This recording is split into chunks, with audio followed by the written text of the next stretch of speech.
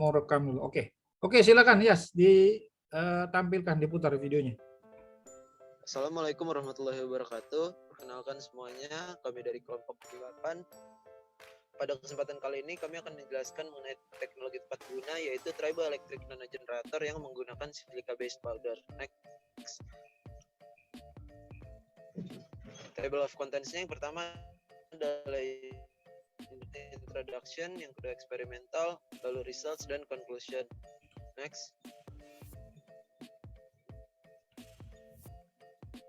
Nah, latar belakang dari penggunaan alat ini adalah karena seperti yang kita tahu, teknologi tepat guna itu adalah alat yang dapat sangat membantu masyarakat di desa-desa dan juga di masyarakat di negara berkembang. Namun pada saat ini, di saat ada teknologi tepat guna yang ingin digunakan, masih banyak kejadian di mana tidak adanya alat yang dapat menyuplai listrik untuk menggunakan teknologi-teknologi yang ingin digunakan di desa tersebut. Oleh karena itu, kita membutuhkan teknologi untuk mengkonversi energi seperti triboelectric nanogenerator ini. Next. Nah, kenapa triboelectric nanogenerator ini menarik? Salah satu alasannya adalah karena jenis-jenis generator lain itu memiliki beberapa kekurangan, seperti yang pertama di kiri atas itu adalah piezoelektrik, yang dimana materialnya itu sulit didapatkan. Terus lalu yang di sebelah kanan ini ada elektromagnetik, yang dimana beratnya itu relatif cukup berat. Lalu yang di kiri bawah ini adalah thermoelektrik yang tidak bisa bekerja di ambient temperature seperti itu. Next akan dilanjutkan oleh Alansyah. Baik, perkenalkan, nama saya Lansia. Saya akan menjelaskan prinsip mengenai triboelectric nanogenerator. Jadi, triboelectric nanogenerator adalah perangkat permanen berbasis sistem self-power yang menghasilkan energi listrik melalui energi mekanik dengan menggabungkan induksi elektromagnetik dan efek triboelektrik, di mana efek triboelektrik adalah suatu material akan menjadi elektrik setelah dihubungkan dengan bahan yang berbeda yang akan menghasilkan gesekan dan akan membentuk ikatan kimia. Dari gambar yang ada dapat kita ketahui triboelektrik dapat bekerja dengan dua cara, yaitu melalui gesekan ke kanan ke kiri ataupun ke atas bawah. Dari adanya kutub positif dan negatif, nanti akan terjadi aliran energi yang berpindah yang akan menghasilkan arus listrik. Berikut merupakan keuntungan dari triboelectric generator, yaitu materialnya tersedia, biaya yang murah, ringan, dan dapat digunakan pada temperatur ambien. Sedangkan penggunaan silica based powder dapat berfungsi untuk triboelectric layer yang bebas bergerak, menghasilkan listrik tanpa terpengaruh getaran dan terhindar dari electrostatic shield effect. Ini akan dilanjutkan oleh saya di sekolah mati perihal tentang yang pertama itu ekstremisme. Untuk diameter elektroda aluminium adalah 40 mm dan wadah akrilik memiliki diameter internal 30 mm. Hingga elektroda dan wadah masing-masing ada 7 mm dan 20 mm. Bahan film PTFE ada 100 mm dengan wadah 7,5 tutup aluminium untuk menjaga bentuk unsur. Untuk ini juga ada kelembapan eksternal aluminium kemudian terus itu SI dan SI kedua partikel pasif dan anti analisis permukaannya menggunakan mikroskop elektron dan pemindai emisi lapangan. Kemudian untuk resultnya pada gambar menunjukkan tadi ada ilustrasi konseptual dari bubuk tank berbasis silica yang diusulkan dan beroperasi sebagai model bidang triboelectric yang berdiri sendiri. Tiga jenis yang berbeda, SI2, SI dan pasir, sebagai lapisan di elektrik yang berdiri sendiri. Permukaannya itu PTFE yang sedang bermuatan negatif, terletak di antara struktur elektroda.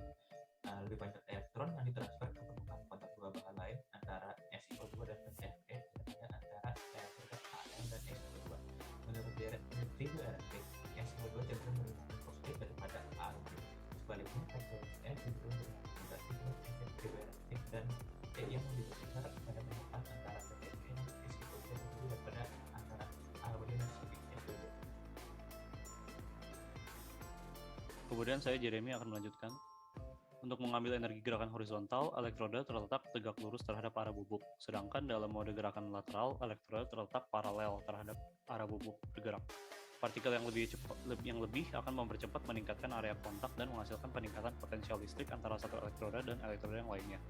Area kontak yang lebih besar ini menyebabkan permukaannya menginduksi lebih banyak muatan triboelektrik. Akibatnya, karena ukuran partikel menurun, output listrik yang lebih besar pun dapat dihasilkan. Hasil ini didapatkan dari kecenderungan naiknya tegangan keluaran ketika ukuran partikel menurun. Persen atom dan inkonsistensi material yang berbeda juga dapat menyebabkan penurunan output listrik. Komponen lain seperti aluminium dan besi di pasir dapat bermuatan negatif jika bersentuhan dengan pasir dan menyebabkan muatan triboelektrik menurun dalam film PTFE. Next. Alhasil, alat ini dapat memanen energi listrik menggunakan bubuk yang dapat bergerak ke segala arah sebagai lapisan dielektrik yang berdiri sendiri. Dan energi listrik yang melimpah dapat dihasilkan ketika alat diposisikan dalam skala yang lebih besar. Dan perangkat alat ini dapat berperan sebagai pembangkit tenaga listrik yang efektif dan murah. Next. Sekian dari presentasi kelompok kami, terima kasih.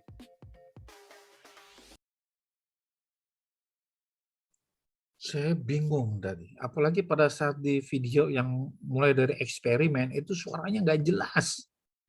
Suaranya jelas, jadi yang saya nikmati tadi backsound-nya aja udah sambil dengerin lagunya itu backsound-nya. Jadi sampai masuk ke result discussion itu nggak jelas. Terakhir pas kalau nggak salah pas ganti Jeremy tadi ya, baru mulai jelas. Tapi saya nggak ngerti. Jadi coba lihat dari awal tadi deh, triboelektrik yang awal. Terus next. Yang ada terus next. Next lagi. Nah, terus yang ada termoelektrik. Nah, itu tuh sebelumnya tuh, menit ke berapa tadi? Nah, ini nih, 136. Ah, ini. Ya.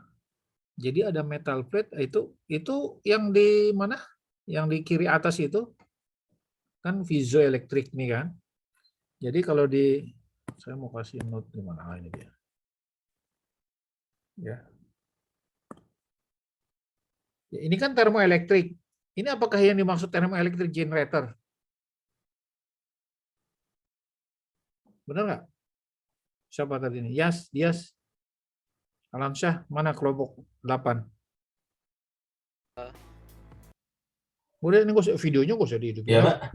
Nah, Ya, Pak. ini mana kaitannya dari saya nggak jelas tadi dari sini ke sini terus dari sini ke sini. Itu tuh sebenarnya ini Pak, jadi tuh dari jurnal yang kita temukan itu kayak apa namanya alasan si apa namanya dia itu menyebutkan kenapa alasan ketiga ini tuh mempunyai kekurangan gitu Pak, kayak piezoelektrik itu materialnya itu susah dicari.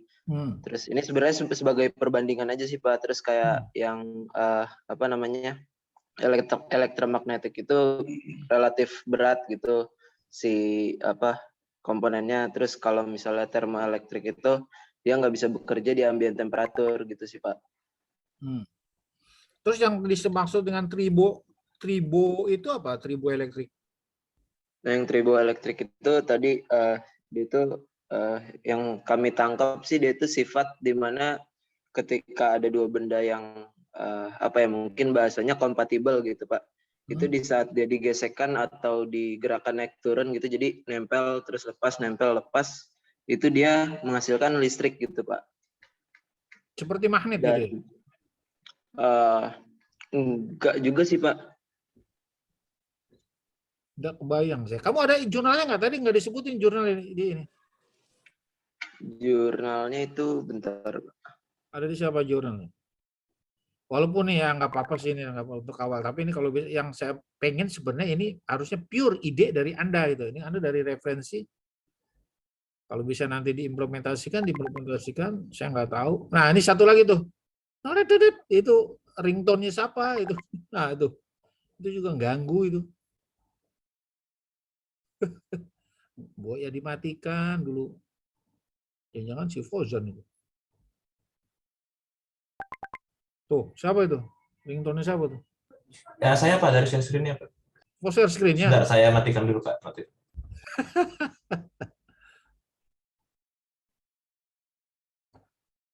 Ada nggak jurnalnya? Lagi mau saya buka, Pak. Jadi kalau bisa, ya pure ide, you punya ide.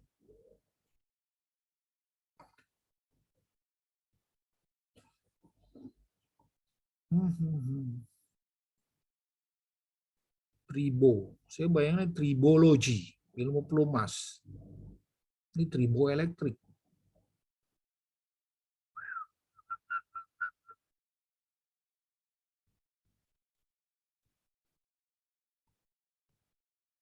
Kamu dapat? Lagi di scroll Pak. Saya lupa save di mana Atau soalnya. nggak apa-apa, ditampilin aja. Kamu tampilin aja papernya itu, jurnalnya kamu tampilin aja, saya mau lihat Oh ini. ini ketemu Pak. Ya di share aja, ini ditutup share ini. Nah, coba kamu share yang sudah kamu dapat itu. Coba diperbesar. Nah, triboelectric nano generator using silica based powder for appropriate technology. Ini dari mana nih? Korea ya? Korea tahun 2018. Oke, saya mau baca ininya aja. Abstraknya aja coba. Turunin, udah oke, cukup.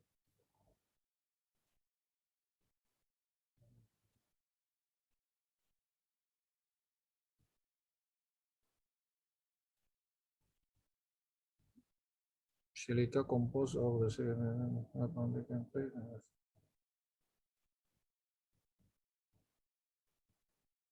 nano generator using 3 times silica. Ini nano generator berarti skalanya kecil dong ya? Yes. Iya Pak, jadi nanti sistem tuh kayak nanti ada pasir silika. Nanti pasirnya itu jadi sebagai nanti dikocok karena ini kan nano generator, jadi itu hasilnya itu outputnya kecil Pak. Nanti habis dikocok nanti baru keluar hasil dari listriknya gitu Pak. Ya, kecil sekali. Nanti Iya. pemanfaatannya buat apa itu ya? Nah ini masih dikembangin lagi sih Pak buat depannya. Soalnya ini masih kayak tahap awal gitu. Oke, udah close ini, di close. Tutup. Jadi itu tahun 2018 mestinya kalau memang itu sudah di develop, mesti sekarang yang baru udah ada lagi tuh ya. Paham nggak maksudnya? Jadi ya namanya juga research. Research tuh artinya search berulang-ulang terus. Jadi yang namanya research tuh nggak pernah mati. Terus berlanjut terus sampai dia mentok nanti. Jadi harusnya ada yang terbaru. Nah, ini sama juga dengan saya tanya tadi, yang ada elemen peltir tadi kan. Jadi elemen peltir itu bisa dua. Ya, ada termoelektrik, ada TEC, thermoelectric cooler, ada thermoelectric generator. Jadi peltir itu ada dua macam sebenarnya. Nah, jadi kalau kalian siapa tadi? Fauzan yang bilang bahwa bukan yang Fauzan ya, mungkin barangkali di paper itu disebutkan kalau thermoelectric generator itu memang dia nggak bisa di temperatur lingkungan. Karena apa? Ya wajar, karena nggak ada delta T. Justru thermoelectric generator itu pembangkitnya itu dari temperatur. Perbedaan temperatur akan menghasilkan beda voltage, walaupun kecil ya. Sama juga tadi ini juga kecil, nano. Tapi kan kita orang heat transfer tentu kan kita tahu banyak sekali wash heat. Ya kan? Jadi memang nggak main di temperatur rendah. Saya pernah cerita yang kata wash heat di mana? Knalpot motor kan? Di akhir knalpot itu dia 120 derajat, itu energi. Tinggal kita tangkap gimana caranya. Namanya pakai thermoelectric generator. Dapatnya kecil. Saya pernah cerita kan? Tahun 2014 dulu banyak motor ditangkap itu karena dia nggak bisa menyalakan lampu karena motor saat itu nggak ada masih ada switch on off-nya. Sementara keluar peraturan pemerintah supaya motor itu menyalakan lampu kan. Banyak yang ditangkap, Ya, orang sudah, Pak. lupa. Jadi disalahkan kita konsumen. Mestinya produsennya dong. Yang memproduksi harus langsung dibuat otomatis lampu. Di Jepang juga gitu. Jadi nggak ada switch on off tuh motor. Ya, langsung begitu motor hidup, lampu nyala. Nah saat itu keluar aturan itu, sementara motornya masih ada switch on off. Jadi begitu kita jalan lupa nyalain lampu, ditangkap polisi.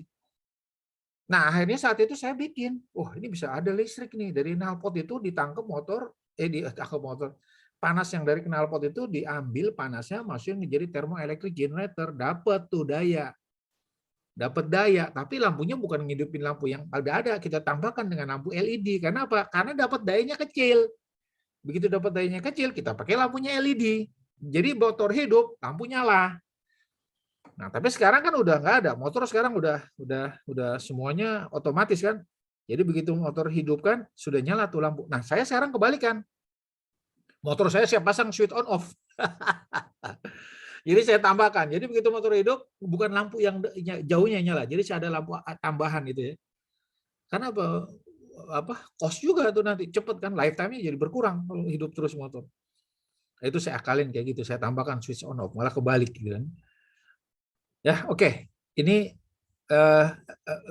lumayan bagus gitu ya, walaupun kecil itu ya, memang perlu dikembangkan lagi, develop lagi terkait dengan nano generator ini.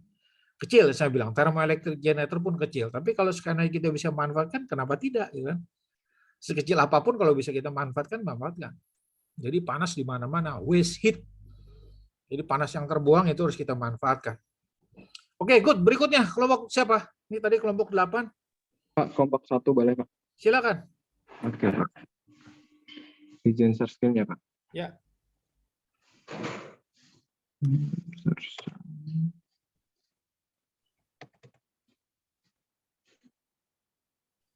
Ini saya belum lihat untuk yang pure ide kalian. Axis turbine. Horizontal axis turbine. Oke, silakan diputar videonya. Berdasarkan data yang diperoleh dari USGS (US Geological Survey), bumi tersusun oleh lautan sebesar 71% dari keseluruhan permukaan bumi. Indonesia merupakan negara maritim dengan kepulauan terbesar di dunia. Tentunya itu merupakan suatu kekayaan alam yang harus dimanfaatkan secara optimal. Potensi tersebut berasal dari aliran air yang terus bergerak. Hal ini adalah suatu karunia yang dapat dimanfaatkan sebagai sumber energi terbarukan untuk menghasilkan energi listrik zero emission. Berdasarkan tinjauan data statistik Ketenagalistrikan 2016, Indonesia belum menggunakan potensi ini secara optimal, di mana baru menggunakan potensi tersebut sebesar 0,6% dari total potensial yang ada. Hal ini dikarenakan Indonesia belum menerapkan teknologi ini pada daerah-daerah ataupun pedesaan yang memiliki debit air yang cukup rendah dan tempat yang tidak begitu luas.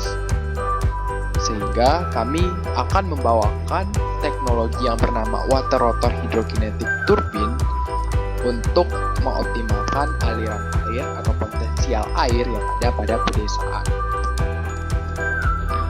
Water rotor adalah terobosan teknologi hidrokinetik yang telah dipatenkan yang dapat mengubah lebih dari 50% energi yang tersedia dalam air yang bergerak lambat menjadi listrik dengan kecepatan arus air yang lambat, yaitu 2 mil per jam. Water rotor sangat optimal digunakan pada arus air dengan kecepatan 4 mil per jam. Sampai saat ini belum ada alat yang mampu mengubah arus air menjadi listrik dengan kecepatan air di bawah 6 mil per jam. Water rotor ini optimumnya diaplikasikan di laut, kanal, sungai, dan perairan yang tertutup oleh es. Water rotor akan menghasilkan daya sebesar $0,05 per kilowatt jam pada kecepatan 5,5 mil per jam dan lebih rendah dari $0,15 pada 4 mil per jam. Tidak ada teknologi lain yang telah membuktikan terobosan ini untuk listrik bertenaga air. Pembangkit listrik water rotor telah terbukti mengonversi energi dari sungai dan arus laut dengan biaya rata-rata 5-10 sen dolar per kilowatt jam dibandingkan dengan 17,4 sen dolar harga rata-rata 2020 di perumahan Kanada dan juga 14 sen dolar harga rata-rata di seluruh dunia. Pada bagian water rotor memiliki 3 komponen, yaitu ada deflector, fan-blades, dan turbine blade. Cara kerja water rotor ini yang pertama. Turbin digerakkan oleh gaya drag pada sisi cekung. Sudut turbin terkena drag saat aliran menyentuh sisi cekung dari sudut yang masuk. Perbedaan tekanan dibuat di seluruh permukaan cekung yang menghasilkan gaya drag yang membuat rotor berputar. Ada juga keuntungan menggunakan deflector. Penggunaan deflector atau plug pelindung telah memberikan kontribusi untuk mengurangi kinerja keseluruhan turbin, yaitu meningkatkan koefisien daya sebesar 50% lebih dari yang dicapai oleh turbin tanpa deflector, meningkatkan koefisien torsi hingga 30% untuk turbin Darius Solo dan 41% untuk turbin hybrid. meningkatkan kapasitas pembangkit listrik untuk sistem dari 200% dan hingga 300% dalam beberapa kasus kincir air lainnya. Meningkatkan efek turbin sebesar 80% dibandingkan dengan turbin tanpa plat pelindung. Water rotor hydrokinetic turbine memiliki fitur dan opsi yang unik, yaitu low speed water, zero fuel needed, working around the clock, low ecological effect, portable, robust, very strong construction and easy to install, quality component and repairability. Untuk saat ini, WHT sudah dikomersialkan oleh sebuah perusahaan yang bernama Water Rotor Technology Incorporation, di mana mereka menyediakan 3 spesifikasi, yaitu yang pertama spesifikasi 1 kW, kemudian 10 kW, dan 1 MW. Untuk detail dari spesifikasi 1 kW, estimasi harga mencapai $5.000, kemudian daya yang di-generate pada kecepatan aliran 4 mil per jam, yaitu 1000 watt, kemudian daya outputnya adalah 120 atau 240 voltage dengan frekuensi 50 Hz atau 60 Hz. Untuk temperatur operasinya itu berkisar dari 1 derajat Celcius sampai 50 derajat Celcius dengan kedalaman air minimal yaitu 112 cm, di mana mereka tidak memiliki efek terhadap ekologikal.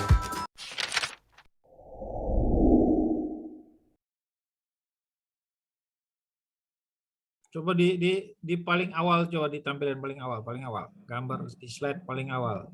Oh iya, baik Pak. Ini kamu ngambil dari mana ini?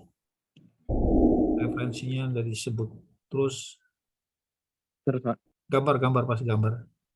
Oh iya. Berdasarkan data yang diperoleh dari Terus mulai gambarnya tuh saya nggak tahu di slide yang keberapa. Kamu dipercepat aja nanti. USGS US Geological Survey, data statistik Bukan, ini kan tenaga listrikan 2016, Indonesia belum menggunakan potensi ini secara optimal, di mana baru menggunakan Gimana Pak? Lanjut itu bukan yang di situ. potensi Gambar model tersebut turbinnya. sebesar 0,6% dari total potensial yang ada pada daerah-daerah Terus lagi. teknologi yang potensial air. Nah, ini teknologi bergerak lama udah nih. hidrokinetik Stop aja. yang telah dipatenkan. Oke, cukup. Ini telah dipatenkan dan telah dijual, ya. Kalian nih cuma copy paste. Jadi idenya di mana nih? Kalau bisa ini juga sama dengan tugas merancang. Jadi, wah, udah ketemu nih. Anda mau bikin itu. Oh, ternyata sudah dipatenkan sama orang. Anda mau jiplak, lah, ketahuan nanti plagiator. Jadi kalau bisa kalau udah ada yang ditemukan gini, saya nggak tahu nih tahun berapa. Tahun berapa ini deh? Tadi 2018 ya. Terus ada yang dikembangkan nanti untuk skala yang lebih besar, sekian watt itu tahun berapa, belum mulai.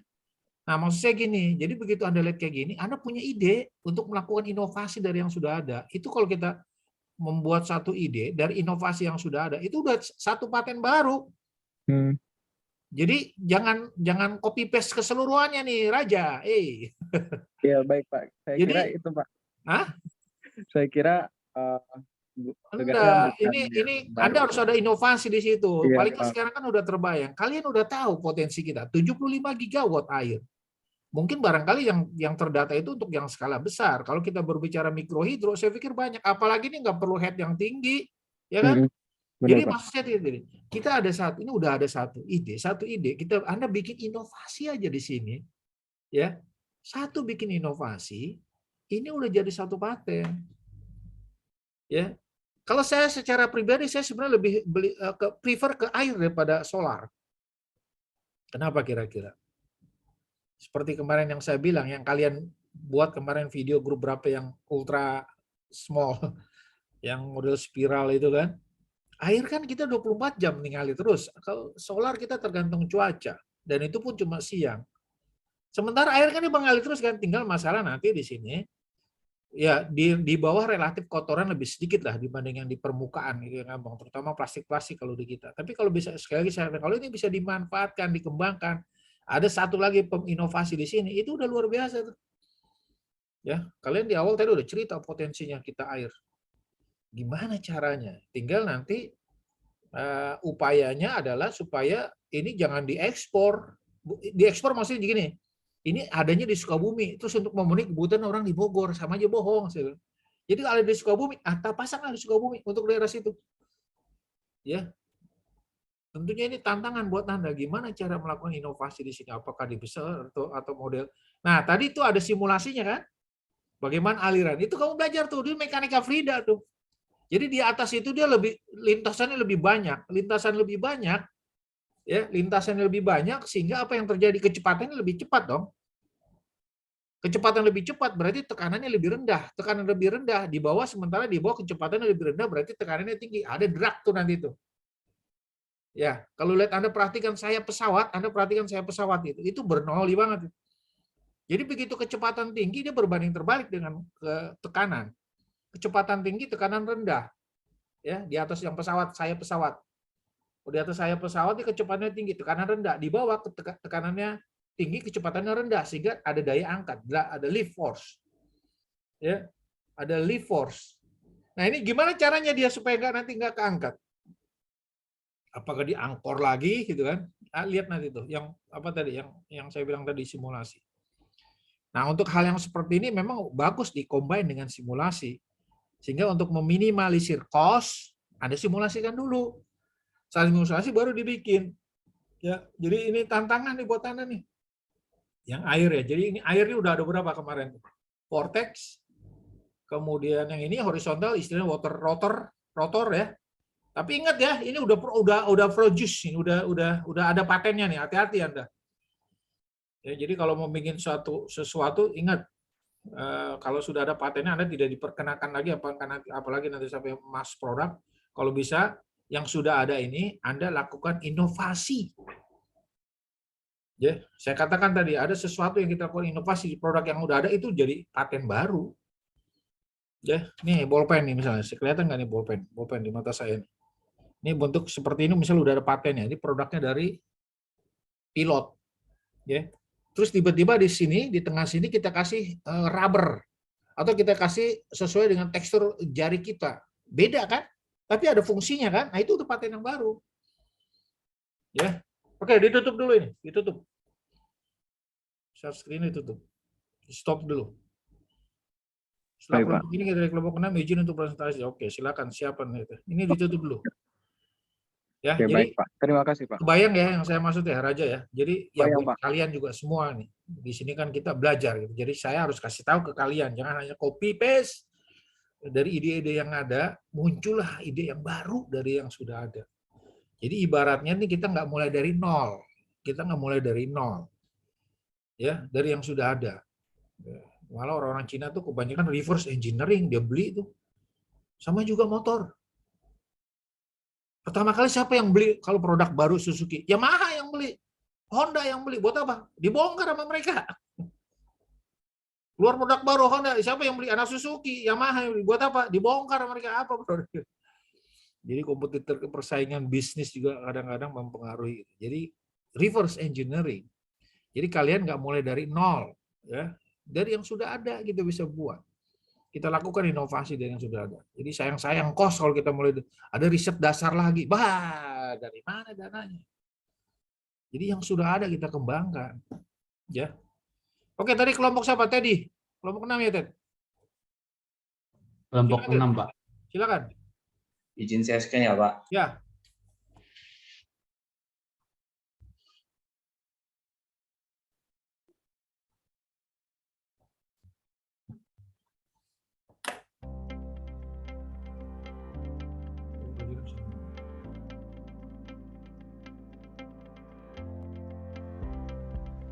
Menurut ESDM pada tahun 2021, tercatat rasio elektrifikasi yang telah tercapai hingga September 2020 adalah sebesar 99,2%. Meskipun demikian, diperkirakan akan sulit untuk menaikkan angka tersebut dikarenakan kendala geografis. Banyak upaya untuk pemerataan akses listrik telah dilakukan dengan menghadirkan fasilitas-fasilitas berupa perangkat pembangkit listrik berbasis energi baru terbarukan atau EBT. Walaupun demikian, penduduk yang diperuntukkan untuk memanfaatkannya sendiri banyak yang belum mengerti cara menggunakannya dikarenakan faktor kesenjangan pendidikan yang ada. Oleh karena itu, Gravity Light hadir sebagai teknologi tepat guna yang dapat menutup kesenjangan antara perangkat pembangkit listrik dan penggunanya. Implementasi energi potensial di sini terjadi pada beban gravity light yang turun secara perlahan setelah dikaitkan dengan tali beban. Ketika beban ini turun akibat gravitasi, maka poros masuk roda gigi akan berputar. Pergerakan roda gigi akan menghasilkan percepatan akibat gear ratio. Melalui fenomena induksi elektromagnetik, maka generator DC akan menghasilkan listrik. Alat ini terdiri dari DC generator, gear train, drive sprocket, tali beban, tali tarik, serta katrol. Cara kerjanya sendiri cukup sederhana dan dapat dibuat dari barang-barang yang tersedia. Kantong yang diisi oleh beban seperti batu, tanah, pasir, atau barang lainnya akan dikaitkan dengan tali beban yang tersambung dengan roda gigi yang akan memutar generator DC pada dalam alat. Secara mendasar, gravity light bekerja untuk menyalakan lampu yang sudah sepaket dengannya. Namun, versi terbarunya membuat penggunanya dapat mengalihfungsikan energi listrik yang dihasilkan untuk keperluan lain, seperti menyalakan radio, mengisi ulang baterai, atau perangkat elektronik lainnya yang bertegangan rendah. Saya akan membahas analisis SWOT dari lampu jenis ini. Strength atau kelebihan. Kelebihannya yaitu user memegang kontrol penuh atas sistem kelistrikan di rumahnya, agar produk yang lebih murah bila dibandingkan dengan solar photovoltaik dan ramah lingkungan. Weakness atau kelemahan. Kelemahannya yaitu lampu yang dihasilkan tidak seterang lampu biasanya. Berikutnya ada opportunity atau peluang. Peluang dari lampu jenis ini adalah dapat bermanfaat apabila terpasang di daerah yang sangat kesulitan listrik. Kemudian dapat juga meningkatkan lapangan kerja apabila nanti diproduksi secara massal. Threat atau ancaman. Kebutuhan listrik yang terus meningkat sehingga perlu penambahan kapasitas listrik yang dihasilkan dari lampu di sini. Sekian saja dan terima kasih. Miti kureta arigatou gozaimasu. Luar biasa. Osusume. Waduh, siapa yang nulis nih? Bahasa Jepang nih. Saya, Pak. Dekiru ne, Nihongo wa? Hai. Dekiru. Yokata. Itsu kara benkyou shimasu? Koko toki kara. Koko toki kara? Hai. Suge. Luar biasa. Kamu tinggal di mana nih, Niti Nalendra? Di Bandung, Pak. Nanti mau lanjut S2 di Jepang? Insya Allah, Pak. Oke, gambate. Banyak beasiswa di Jepang tuh, bisa tahu. Yokata. Oke. Lihat cara kerjanya tadi, ditampilin video ulang nih. Ini menarik. Ada. Terus lagi. Yang mana tadi? Yang ada pergerakan turun naik. Udah, mungkin misalnya sini deh. Oke. Ini kan tadi di videonya tuh di India malah. Ini kamu ngambil dari mana nih sumbernya nih? Itu sudah produksi massal? Sudah stop produksi, Pak, sebenarnya. Kenapa? Jadi fokus ke produk yang baru, Pak. Apa produk yang baru? Di mana? Kalau produk yang barunya ditarik tangan, Pak, untuk ngecas baterai. Tarik tangan terus? Ngecas baterai, Pak. Ya terus dia jalan sendiri gitu ya? Iya, jadi ngecas baterai buat lampu itu. Bukan, maksud saya waktu ditarik dia turun naik itu dia bisa turun naik itu apa dia ininya? Driving force-nya apa? Enggak, Pak, ini bukan turun naik, Pak, maksudnya, Pak. Satu kali turun dengan durasi waktu 20 menit, Pak. Nanti di reset lagi. Jadi setiap 20 menit ditarik lagi gitu ya?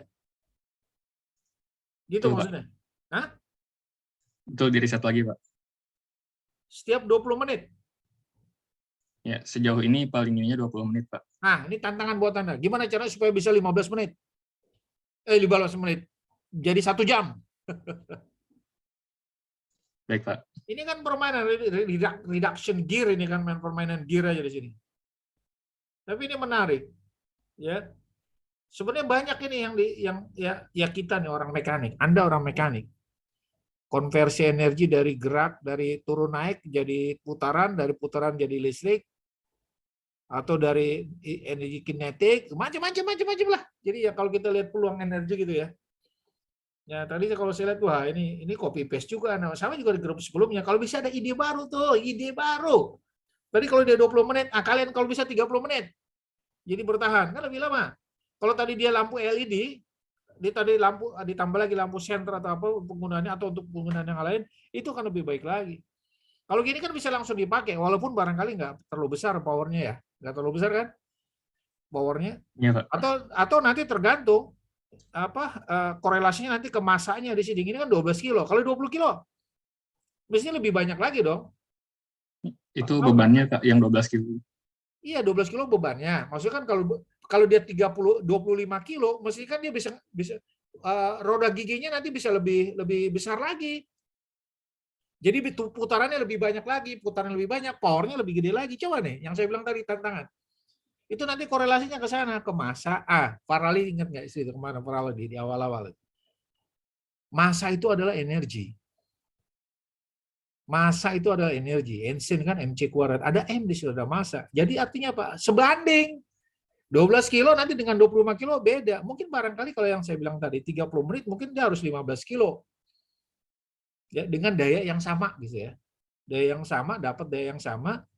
Ternyata yang 12 kilo 20 menit, yang 15 kilo mungkin 30 menit. Gitu. Silakan, ini tantangan buat Anda ini. Pasti larinya ke sana nanti, hubungannya ke massa nanti. Tapi ini menarik.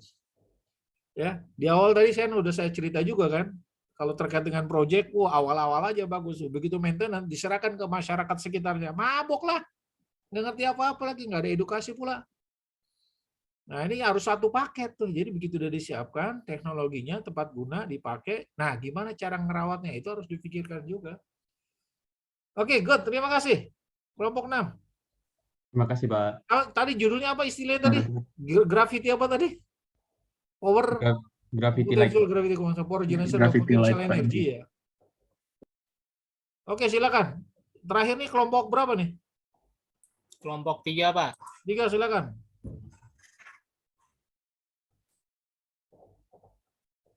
Di share screen, Pak. Iya, ya.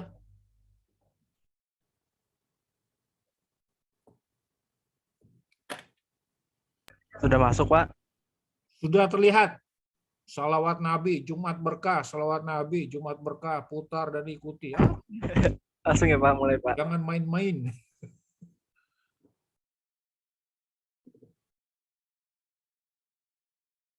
Sebentar, Pak, belum share with audio, Pak. Kumaha si Helmi.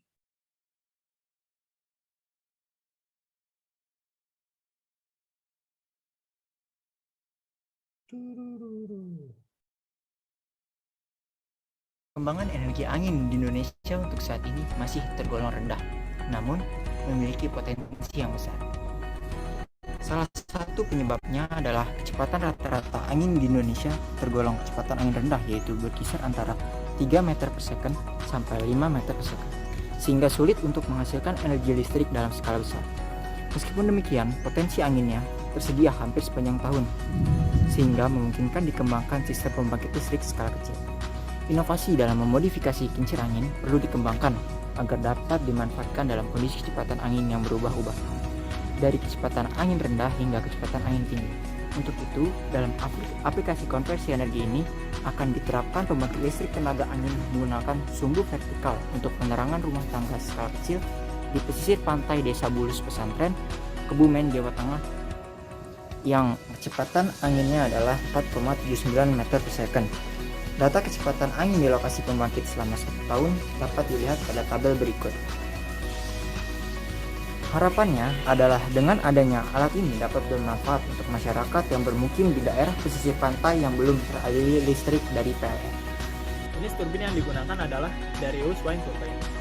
Keunggulannya diantaranya ialah tidak memperhitungkan arah aliran karena bentuknya yang simetrik, mampu beroperasi pada head dan kecepatan yang rendah, sedangkan kelemahannya itu ketidakmampuan melakukan self-starting pada kecepatan angin yang rendah, di mana kecepatan angin yang rendah itu sekitar 1-2 meter per second. Dan apabila kecepatan anginnya 3-5 meter per second bisa berputar. Kemudian alat dan bahan yang dibutuhkan diantaranya ialah ada PVC, kemudian velg sepeda, pipe steel, pulley, rubber belt atau gear, dan kemudian tali. Untuk penyimpanan dari energi listriknya dapat menggunakan aki. Pada manufaktur alat, proses pertama yaitu pembuatan propeller atau baling-baling. Bahan yang digunakan yaitu pipa PVC yang dipotong membentuk blade pada bagian atas dan bawahnya dilubangi untuk baut. Selanjutnya kita perlu membuat frame tempat baling-baling tersebut dipasang. Bahan yang digunakan yaitu 2 velg sepeda dan 16 L-clamp.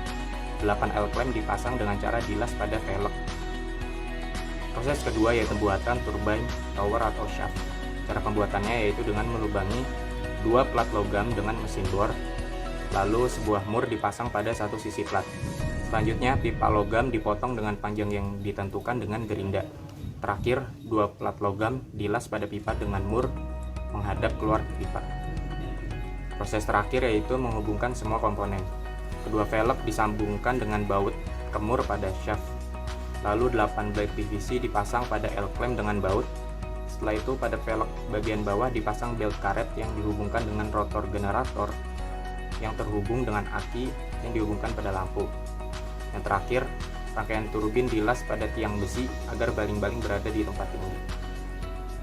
Cara kerja vertikal wind turbine. Untuk langkah pertama yaitu merupakan input. Inputnya adalah angin yang berasal dari pesisir pantai. Angin mendorong sudu dan memutar turbin, dan kemudian hasil dari putaran turbinnya akan diteruskan oleh shaft. Dan dari shaft akan diteruskan ke puli dan juga ke generator.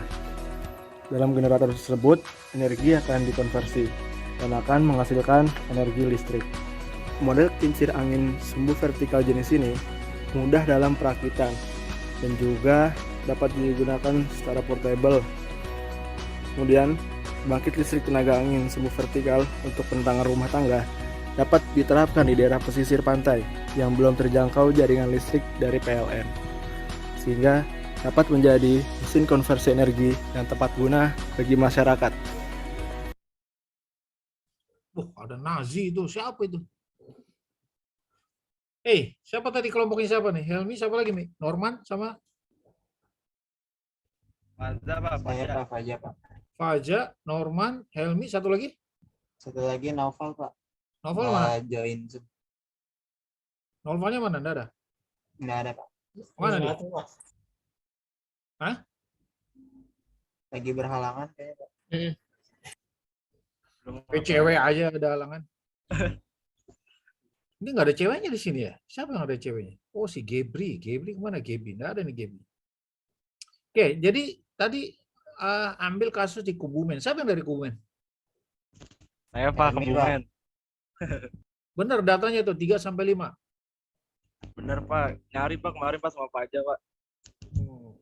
Kebumen itu kan dia udah ke bawah ya? Selatan.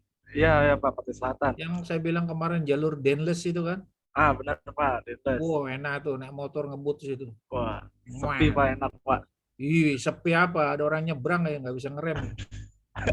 Oke, jadi ini juga tadi ada kan di awal-awal video itu ditulis Desa Mandiri Energi Cilacap, Kebumen, pantai-pantai selatan yang punya angin yang potensi. Terus saya nggak tahu kamu ngambil dari mana tuh video tadi tuh, pasti bukan punya kamu itu. Video yang tadi dari jari-jari dimodifikasi, terus kemudian ada pipa PVC dibuat blade-nya. Dari mana itu video?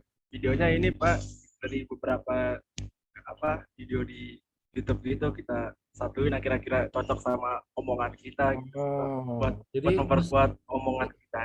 Kalian nanti lihat di gedung ASL kita juga sudah mau mendesain. Saya udah pernah cerita juga di awal. Jadi Fakultas Teknik sudah hat-trick untuk Green Metric UI, juara terus. Terus nggak boleh lagi ngepakai solar PV. Kenapa? Karena kita juara. Karena kita punya solar PV dengan kapasitas yang udah cukup besar, 151 kWp. Nah, akhirnya sekarang kita mau coba yang angin. Nah, di atas itu di lantai gedung ASL, lantai 9, di roof itu anginnya kencang lumayan tuh. Sebenarnya nggak tahu ya, masih diukur memang datanya. Tapi paling nggak kita mau bikin yang model vertikal tadi, model seperti vertikal. Turbin anginnya. Jadi paling nggak kebutuhannya bisa dipenuhi ya, walaupun skala kecil ya bisa kita penuhi. Walau itu juga mungkin barangkali dari bagian dari istilah skala lab lah. Nanti kita bisa kembangin lagi tergantung nanti kecepatan anginnya. Jadi yang kecil 1 kapasitas sekian, nanti kalau 10 jadi sekian gitu kan. Jadi ini tantangan juga buat Anda. Ya itu baru secara garis besar. Tentunya nanti ada untuk yang lebih detail lagi kalian harus hitung betul sudut blade-nya itu berapa, tinggi vertikalnya tinggi berapa. Belum lagi nanti masalah gesekan, bearing. Bisa ada bearing megang peranan penting. Ya, tadi tuh kalau saya lihat itu yang model pakai jari-jari itu noise-nya gede banget itu pasti, vibrasinya gede banget itu. Lihat dari cara buatnya ya, nggak presisi. Walaupun idenya bagus itu, memanfaatkan barang-barang yang sisa. Tapi kalau saya lihat dari proses itu nggak presisi, cara ngelasnya dia, titiknya di mana. Itu nanti kalau putarannya lumayan tinggi, itu kan jadi grek, gitu kan, jadi nggak balance. Nah, itu kalian jangan seperti itu nanti kalau memang nanti mau dikembangkannya ke sana gitu ya, orang-orang Kebumen ini. Oke. Ini harus saya tutup dulu record.